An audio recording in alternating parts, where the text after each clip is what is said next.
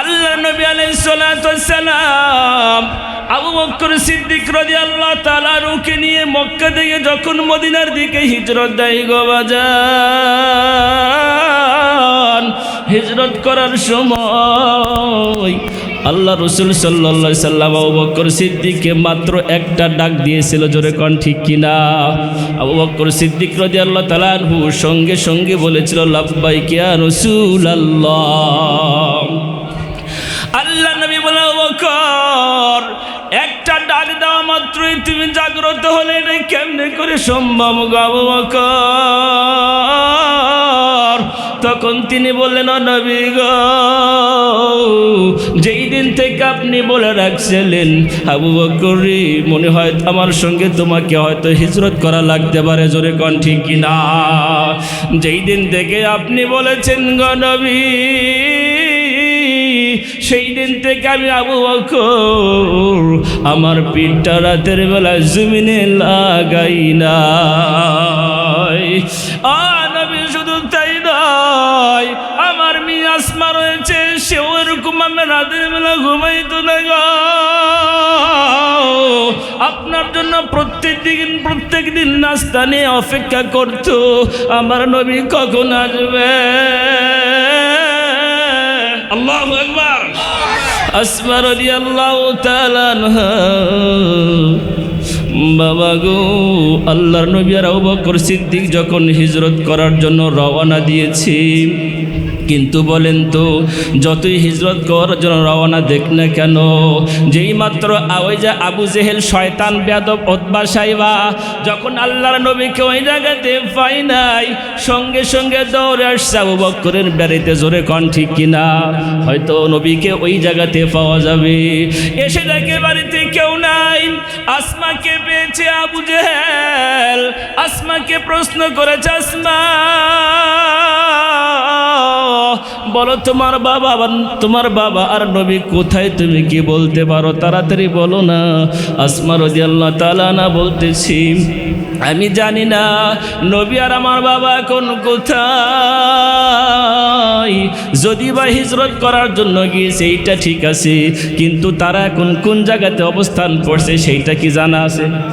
তাহলে কথা তো মিথ্যা না, জোরে কোন ঠিক কিনা? আসমা রাদিয়াল্লাহু তাআলা আনহা যেই মাত্র বলে যে বাবা আমি জানি না, সঙ্গে সঙ্গে আবু জেহেল এমন জোরে একটা থাপ্পড় মেরেছে, এমন জোরে একটা চর মেরেছে আসমাকে। বাবা চর মারার কারণে তখন ঠোঁটটা যেন ফেটে গিয়েছিল, জমিনে জর জর করে রক্ত পড়তেছে, এত কষ্ট গো। আসমা রাদিয়াল্লাহু তাআলা আর বান্ধবী যারা আশপাশে ছিল তারা বলতে, আসমা তোমার ঠোঁট দিয়ে রক্ত পড়তেছে, আসমা এই ঠোঁটটাকে চেপে ধরো, যদি চেপে না ধরো তাহলে রক্ত শূন্য হয়ে তুমি হয়তো বা মারা যাবে, জোরে বলেন ঠিক কিনা? আসমা বলতেছে, বান্ধবীরা রে, আমি ঠোঁটটা চেপে ধরবো না। আল্লাহর দিন কায়েম করার জন্য, কোরআন প্রতিষ্ঠিত হওয়ার জন্য, কোরআনের আইন প্রতিষ্ঠিত হওয়ার জন্য শুধু আমার রক্ত নয়, আমার যদি জীবনটাও চলে যায় কিয়ামতের দিন তবুও বলতে পারবো মালিক দুনিয়াতে কোন আমল কবুল হয়েছে না হয় নাই জানি না, আল্লাহ ইসলামের জন্য কি করতে পারলাম না পারলাম গো মালিক, কমপক্ষে তোমার দিনের জন্য, কোরআনের জন্য, নবীর জন্য তুমি আল্লাহকে সন্তুষ্ট করতে গিয়া আমার ঠোঁট থেকে, আমার শরীর থেকে রক্ত ফেলে আসছি, জোরে কোন আল্লাহু আকবার। আমি আপনাদেরকে বলতে চাই গো বাবা, শুধু কি পুরুষদের অবদান আছে নাকি মায়েদেরও অবদান আছে? মায়েদেরও আছে বাবা, ভালো করে বুঝে নেন গো। এই জায়গাতে যখন মাদ্রাসায় কোনো মা অথবা কোনো বাবা মাদ্রাসাতে যখন ছাত্রদেরকে রাখতে আসার সময় যখন বিদায় নিবে, বলেন তো মায়েদের আর ওই সন্তানের মধ্যে একটু কষ্ট, বিচ্ছেদ হওয়ার সময় কষ্ট হয় কিনা? অবশ্যই কিন্তু কষ্ট হয়। মায়ের মন তো এমনি নরম, সন্তান বারবার মার দিকে তাকায় আর চোখ দিয়ে পানি ছেড়ে দিয়ে বলে, মা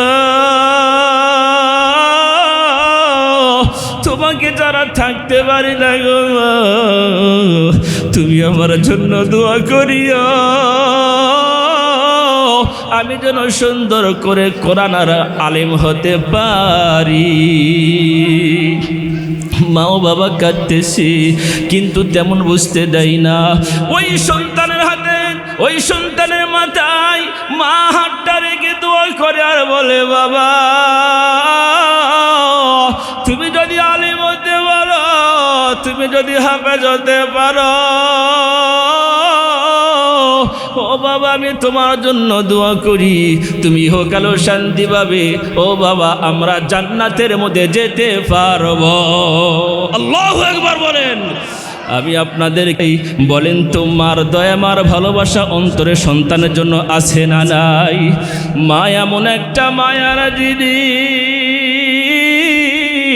আমরা যখন আজ মাহফিল করে বাড়িতে যাই গো বাজান, যখন ডাক দিয়েছি বাড়িতে কেউ আসেনি, গভীর রাত হয়ে গেছে, সবাই ঘুমিয়ে পড়েছে, মা ঘুমাই না,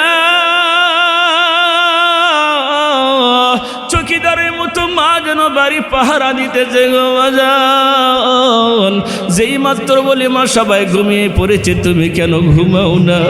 মা বলতেছে, বেটা রে তুই বুঝবে না, তোকে 10 মাস 10 দিন পেটে ধারণ করে রেখেছি, তোকে বাহিরে রেখে আমার চোখে ঘুম আসে না।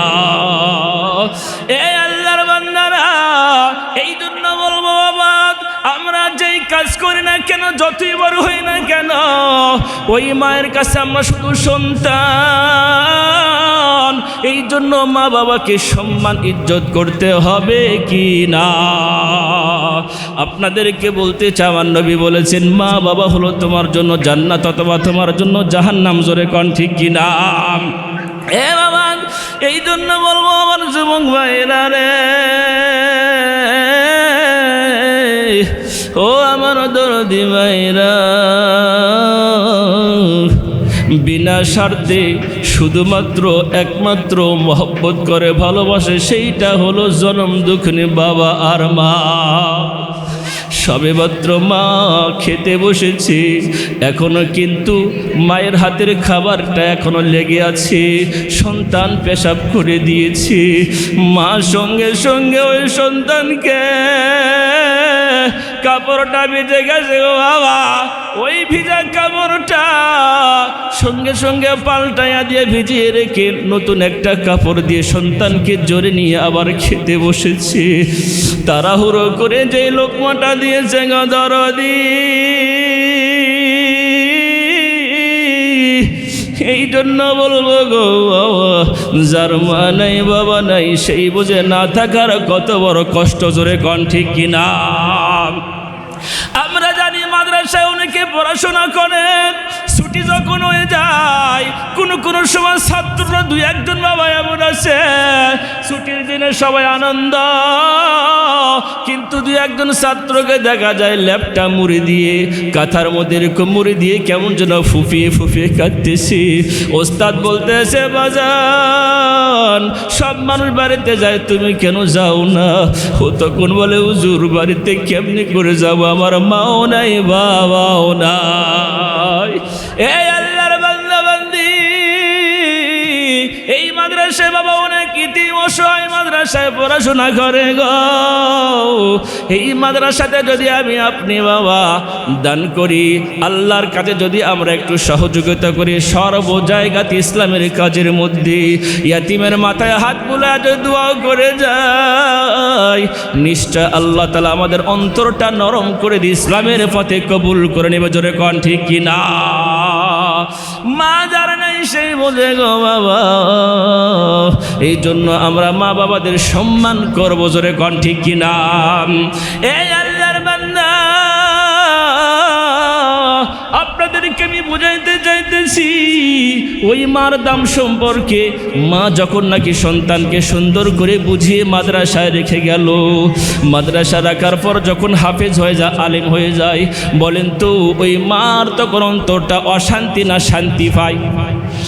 কিয়ামতের ময়দানে আল্লাহ তাবারক ওয়া তাআলা যারা হক্কানি দিনদার মুত্তাকিন পরহেজগার আলিমরা থাকবে গো বাবা, আল্লাহর কুদরতি আসনে বসে একবার মুস্কি হাসি দিবে, হেসেই বলবে, ও আলেমেরা, যাদেরকে কোরআনের জ্ঞান দিয়েছি মনে করেছো তোমাদেরকে আমি জাহান্নামে দিব? তা না, বরং আমি আল্লাহ তোমাদেরকে জান্নাত দান করে দিব।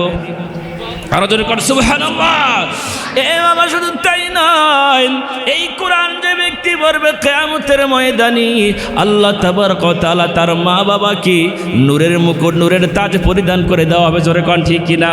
যারা অর্থ দিয়া, শক্তি দিয়া, বুদ্ধি দিয়া সহযোগিতা করতেছে করবে কিয়ামত পর্যন্ত, তাদেরকে আমার মালিক জান্নাত দান করে দিবেন। জোরে কোন সুবহানাল্লাহ।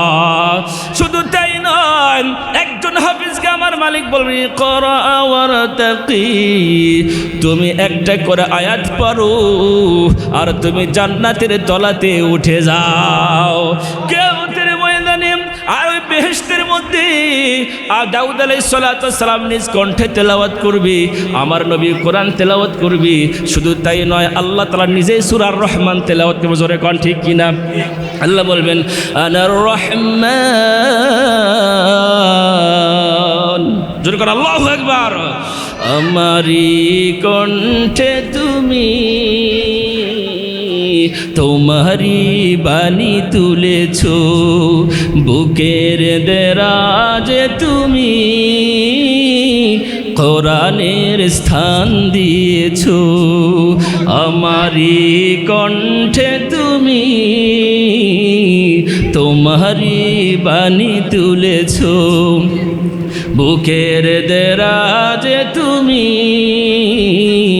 কোরআনের স্থান দিয়েছ।